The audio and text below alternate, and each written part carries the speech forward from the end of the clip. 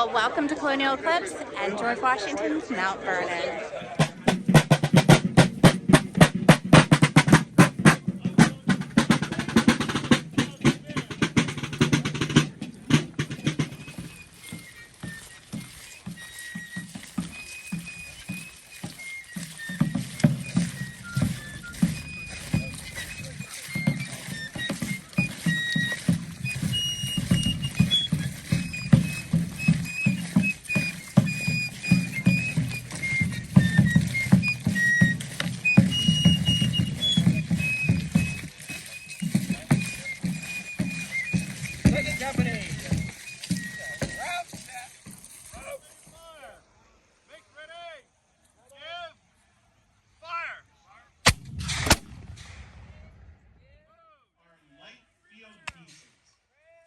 Known as battalion guns, and every brigade in both the British and the American forces usually had the numbers of them vary from battle to battle and time.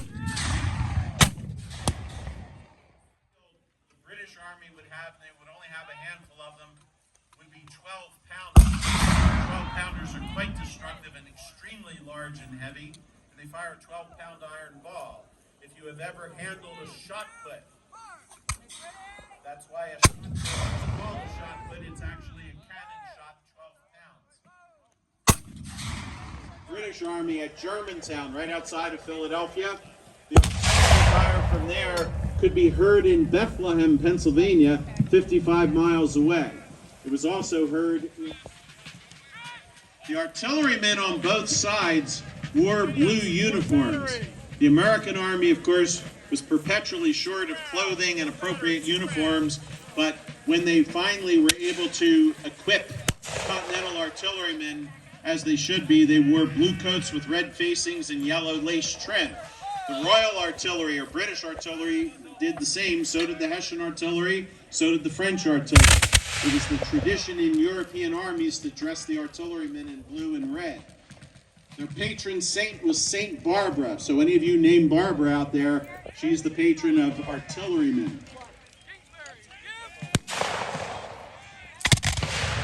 On the left side of the field...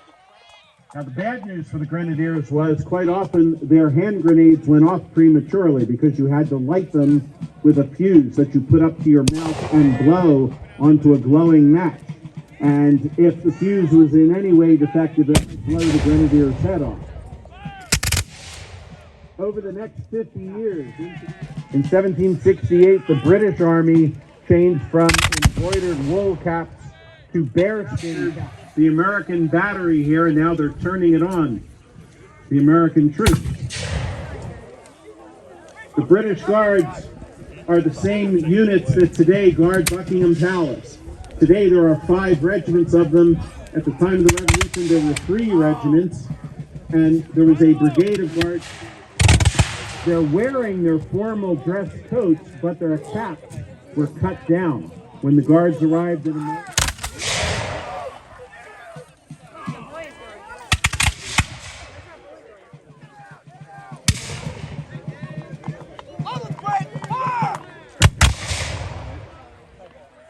You'll see some of the troops have problems with their muskets not firing.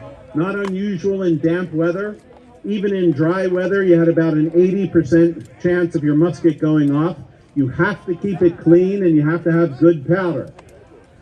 The more you fire your musket, the more fouling starts to gather on the pan and also in the barrel. So the smoothbore muskets that the common soldiers carry, the British soldiers carry muskets that are 75 caliber. That's 3/4 very soft metal. And if it hits you and it hits a bone, that musket ball is going to flatten out and it's going to shatter your bone. What will happen to a musket ball in a minute? However, if you watch in slow motion as the ball or bullet comes out of the barrel, it rattles around a little bit. So musket balls will go straight for 30 or 40 yards, and then you're not really sure where it's going to go. Typically, it's going to veer off in one direction or another. So soldiers in it becomes the queen of the battlefield.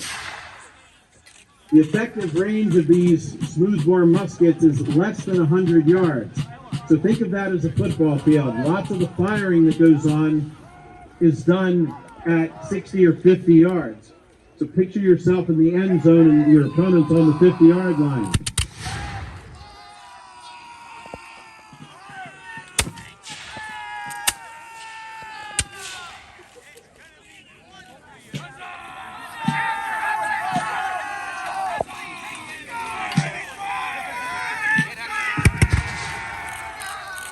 Now, contrary to myth and legend and Hollywood's versions of revolutionary history, the United States did not win the revolution because Washington's army invented guerrilla warfare. First off, they won most of the battles that it's in because it's men are well disciplined.